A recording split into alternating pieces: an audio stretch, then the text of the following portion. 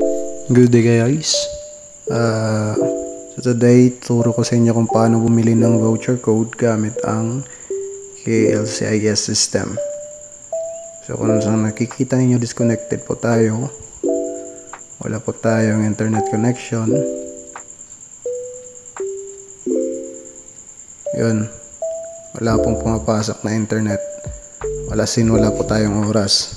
So click lang natin yung buy voucher code, tapos piliin natin yung amount, saka po lalabas po yung ating payment gateway na GCash.